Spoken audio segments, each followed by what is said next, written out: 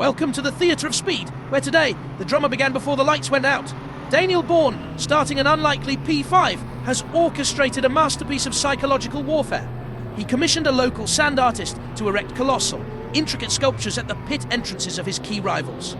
They are beautiful, they are distracting, and they are perfectly positioned to subtly mask breaking points and ideal turn in markers. It is a breathtakingly audacious, artistic, and utterly unhinged gambit from the man in the yellow Porsche.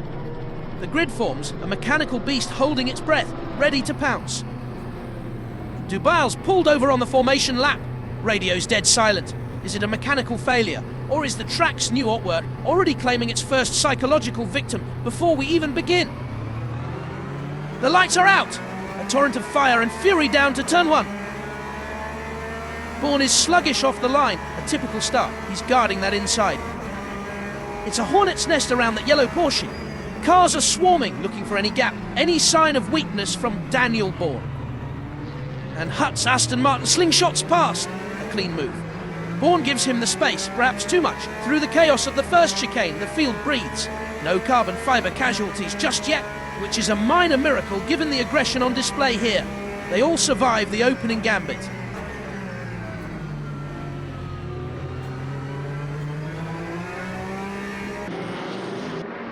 Bourne holds P5, with Brock's Ferrari leading this mechanical cavalry charge. But something is wrong. We're getting frantic radio messages from the Ferrari pit wall. Brock, tell me again about the sculpture at turn 8. Engineer, it's different, Lewis. The Minotaur is gone. It's a sphinx now.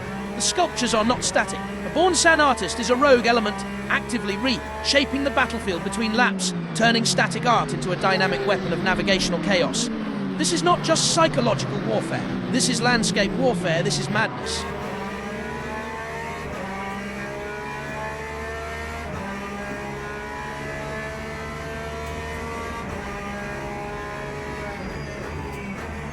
Diaz is hunting the Porsche, and he's overcooked it. A massive lock-up from Diaz, smoke pouring from the tyres as he sails wide. Bourne drives past the mistake as if he were admiring the scenery. Up ahead, Hutt is absolutely glued to the rear of Buse's machine. He's a predator stalking his prey, mirroring every move, every twitch of the wheel, waiting for the precise moment to strike. The Aston Martin looks alive, hungry and entirely fixated on that podium spot. Hutt feints to the inside, a little show of intent to unsettle Buse's rhythm. Buse shuts the door firmly. Hutt has to back out, his exit speed is ruined. Bourne now on Hutt. And Bourne pounces. He saw Hutt's compromised exit and got a massive run. They're side by side down the straight, the Porsche V8 roaring against the Aston Martin's howl. This is pure, unapologetic racing horsepower on full display. They will not yield. Into the braking zone, wheel to wheel. Two drivers playing a high-speed game of chicken. Bourne holds his nerve. He brakes later deeper and makes it stick around the outside. What a sensational, brave manoeuvre! He steals the position back from Hutt. A beautiful piece of calculated aggression that pays off handsomely for him. So Bourne claws his way back to P4. The podium is a tangible thing now, just one position away. He's been a tempest of contradictions, a slow start, a lost position, followed by this ferocious, inspired fight back. You have to wonder if his off-track art projects are giving him some kind of mental edge, a chaotic confidence that lets him pull off moves like that. He's racing like a man with a secret, a puppet master pulling strings nobody else can even see.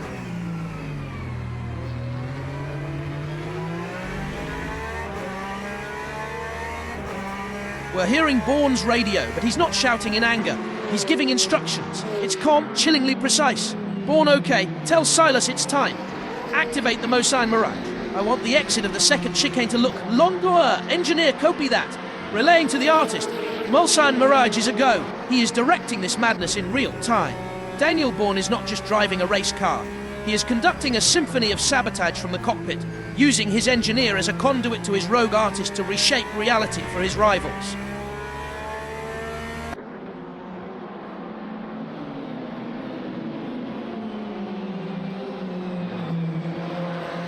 Further back, Ledesma in that glorious Cadillac Thunder Machine slices past Teasdale. A decisive move, executed with precision and a surge of American horsepower. That clean pass now promotes Ledesma into the 6th position on the track. And now Bourne's focus is forward. Boos is the target. We hear Boos on the radio. This guy's unstable. Keep him away from me. He sounds rattled. Boos locks up into the corner. He's gone in way too hot. And Bourne nearly drives into the back of him. He has to swerve to avoid contact. Open door for heck.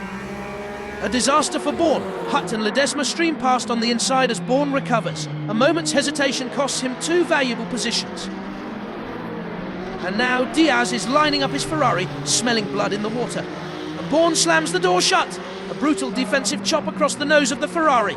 Diaz gets on the radio, absolutely screaming, "What was that? He just tried to kill me!" Are the stewards watching this maniac? The fury is palpable from the Ferrari cockpit right now.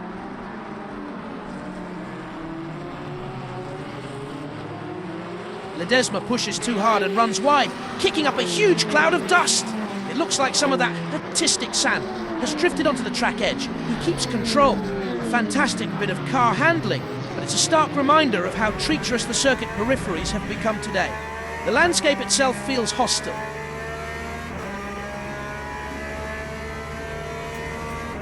The radios are lighting up. Bourne tell Hutt to learn the braking points. Hutt retorts instantly, tell Bourne the track isn't his personal sandbox. The psychological warfare is escalating, spilling directly into the team communications channels for all to hear. Meanwhile, Diaz has recovered and is now completely filling Bourne's mirrors with that scarlet Ferrari. He's looking for revenge after that earlier chop, and he is not going to just sit back and wait for an invitation to pass. He is right there, inevitable. Diaz darts to the inside, testing Bourne's resolve, showing him the nose of the car. He thinks better of it, tucks back in behind. But the long straight is approaching, and the Ferrari has prodigious top end speed. There it is! Diaz pulls out of the slipstream, the Ferrari engine screaming its defiance. They are perfectly matched, hurtling towards the braking zone at incredible speed. This is a battle of raw power and sheer nerve. Who will blink first? Diaz gets it done. He sweeps around the outside, claiming the position. Bourne immediately tries to change his line, looking for a cutback to retake the spot on exit. Bourne coming back at Diaz.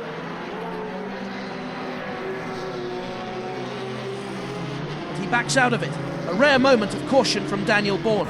The radio crackles with a message from Boos's engineer, Boos.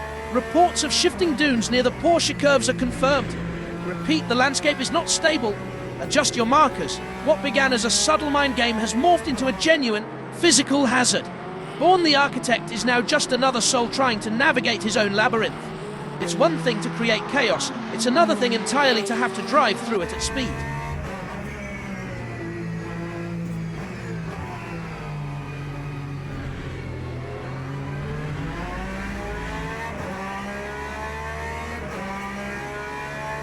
Pandemonium on Bourne's radio.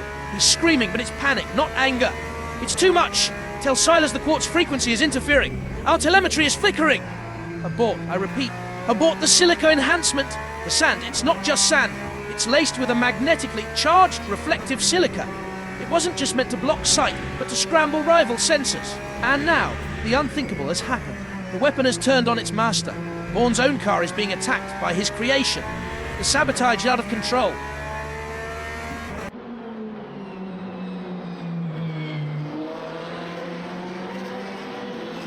So after all that chaos, the order settles. Brock still leads, a picture of serenity out front. Boos's second, Ledesma's Cadillac has climbed to a magnificent third. Diaz sits fourth, with Daniel Bourne back in fifth, the architect of this sandy pandemonium now trapped within it. His grand strategy has unravelled, affecting not just his rival's sensors, but his own. He's wrestling his car, fighting an invisible enemy he himself unleashed upon the circuit. This is theatrical justice playing out at 200 miles an hour.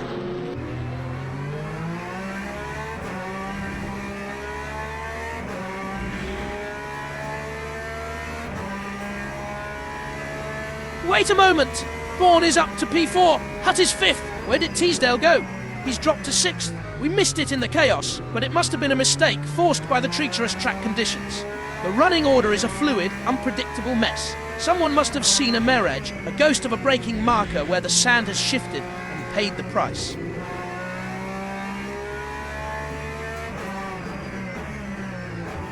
Diaz locks up. Bourne is all over him, and Bourne's radio clicks on. See that? That's the ghost of the Apex calling your name. How's the telemetry looking? Diaz's reply is pure fury. I'll find you after the race, Bourne. You and your freakish sand artist. The threats are no longer veiled. The gloves are off.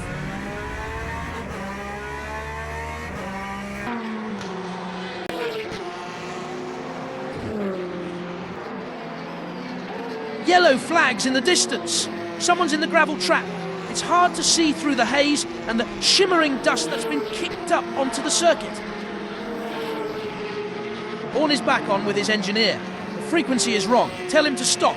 Engineer Silas is not responding, Daniel. He's gone off script. Bourne and off script. What does that mean? Get him back under control now. The artist has apparently become a rogue agent. The puppeteer has lost control of his strings.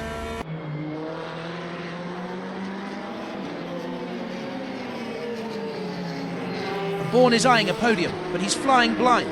The fallout from his silica, laced sand is complete. His engineer just came over the radio, his voice grim. Daniel, we've lost reliable tyre pressure data. The sensors are giving us gibberish. I can't tell you what the tyres are doing. You're on your own. He's a victim of his own magnificent, unhinged scheme. He wanted to scramble his rival's data, and in his hubris, he has scrambled his own. The hunter is not just hunted, he is now deaf, dumb and blind, trying to tame a Porsche purely by feel.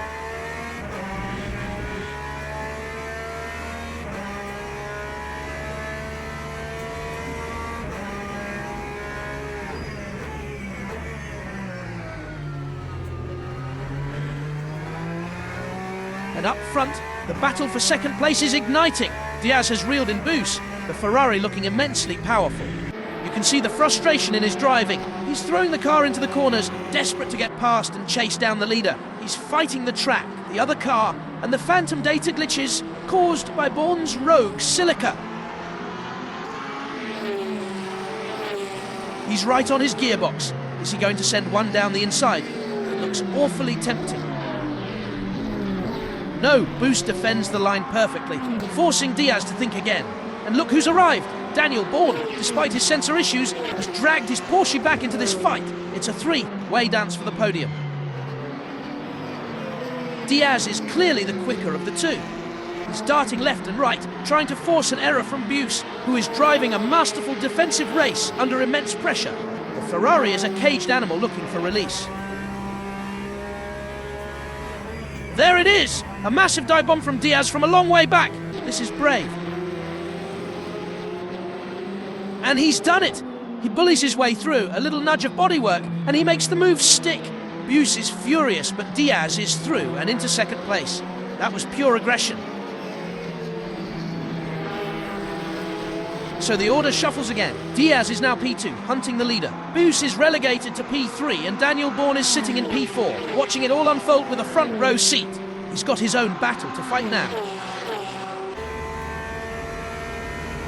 Diaz jinks to the inside, covering off any potential retaliation from Buse. Wait, it wasn't a defensive move! He's fighting the car! The Ferrari snaps sideways for a moment before he gathers it up. More sensor gremlins, perhaps. Horan Bourne capitalises. A brilliant exit from the first corner, and he's suddenly all over the back of the unsettled Buse. They're side by side. Bourne on the outside, Buse defending for his life on the inside. This is breathtaking stuff. Two drivers refusing to give an inch of tarmac to the other. Buse on the radios, weaving. He's all over the place. Are there no rules for this guy? The frustration is boiling over. Bourne's erratic driving, a symptom of his sensor woes, is being perceived as malice. And don't forget Hutt. The Aston Martin has been quietly stalking this trio, and now he's just a second behind Bourne. He's watching them tear each other apart, waiting to pick up the pieces. This four-way battle is a powder keg, and Hutt is holding the match, just waiting for the right moment to strike.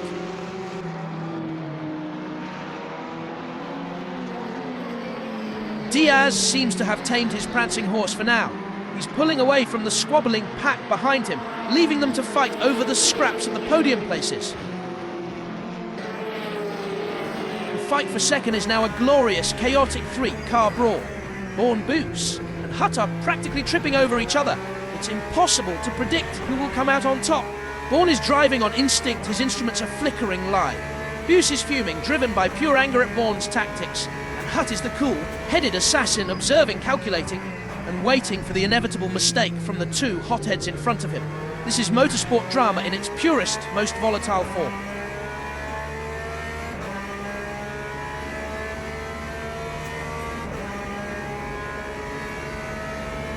Hutt is massive in Bourne's mirrors now, the Aston Martin's grille filling his entire rear view.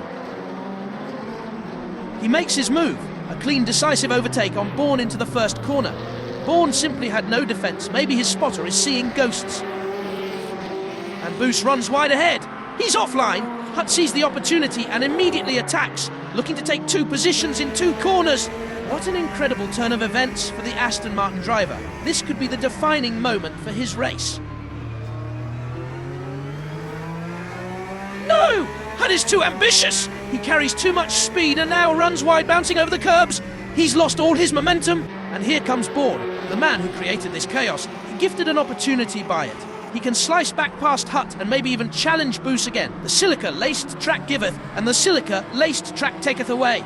Bourne's Frankenstein's monster of a strategy is a wild, unpredictable force that is now dictating the fate of this entire podium battle. He's no longer in control of it.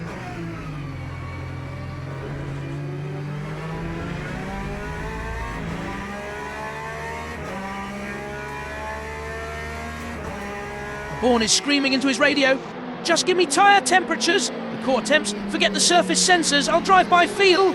His engineer replies, his voice strained. "The core sensors are flickering too, Daniel!" The dust, it's everywhere. We're flying blind. He's wrestling with the consequences of his own magnificent, terrible idea. The madness has settled for a moment. Diaz is a comfortable second, having escaped the brawl. Buse holds on to third, with Hutt recovering to fourth, and Bourne, the agent of chaos, now finds himself back in fifth place. He has sound the wind and is now reaping the whirlwind. His grand artistic statement has backfired spectacularly, leaving him to fight not for a win, but for survival against the very conditions he orchestrated.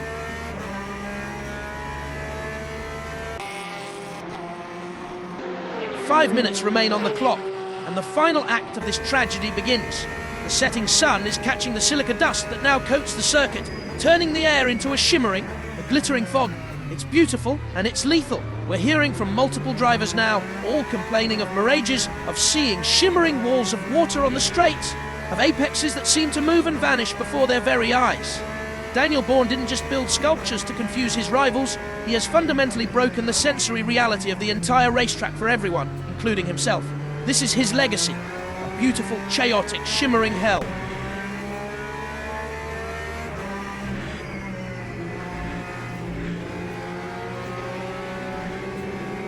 And look at this! Buse, Hutt and Bourne have closed the gap to Diaz again. The top four are separated by nothing. The shimmering heat haze and reflective dust are making the track a house of mirrors. No one can trust their eyes, and it's bunching the field up.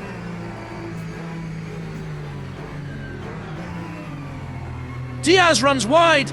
He was a victim of a mirage. He saw a breaking point that simply wasn't there in the shimmering dust. He keeps it on the tarmac, but his advantage is gone. It is now a four-way war for second place. This is unbelievable. Buse and Hutt are immediately side by side, trying to capitalize on Diaz's mistake. The track has become a living entity. Its sandy traps and optical illusions dictating the terms of engagement. This is Bourne's masterpiece of chaos. Hutt lunges down the inside of Buse. A bold late braking manoeuvre. Makes the overtake. Bourne looks for an opportunity, pulling alongside Buse. Buse is trapped. He has nowhere to go. Cars on both sides. 3 wide for a moment. This is insanity. Nobody is prepared to back down here. Side by side. Bourne makes the overtake.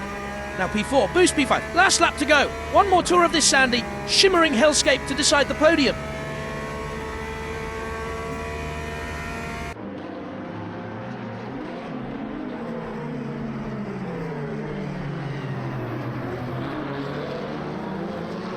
Bourne struggles to slow down. Is rear-ended by Buse. Both stay on track, but Bourne is rattled. His own trap has sprung on him, once again in the most violent way possible.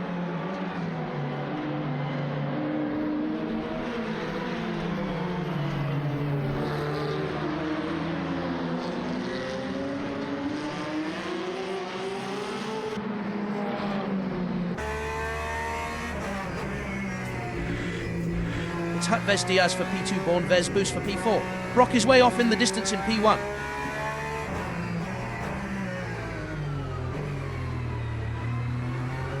Born so deep in the hairpin. Boost now on him. He's fighting his own car. Revenge is imminent.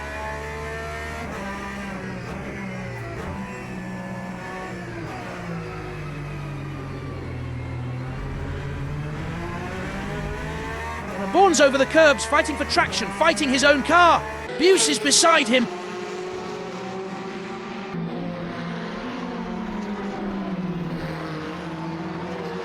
Buse makes the overtake, a decisive move, justice perhaps.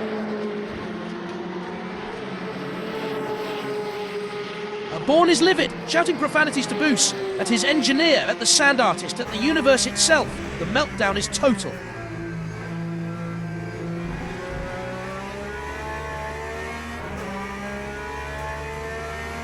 Just the final corner remains. The battles are settled. The drivers are nursing their battered machines and shattered nerves across the line. The damage, both physical and psychological, from this race will be talked about for weeks to come. That's it, Brock in P1, Diaz P2, Hut P3, Vez P4. And Daniel Bourne, the architect of chaos, the master of a failed plan, limps home in P5, the very position he started in. And so the curtain falls on one of the most bizarre, strategically deranged races we have ever witnessed. Daniel Bourne tried to sculpt the race to his will, but his creation turned on him, leaving a trail of shimmering dust, scrambled data, and shattered egos. It was a masterpiece of self-destruction. This is what happens when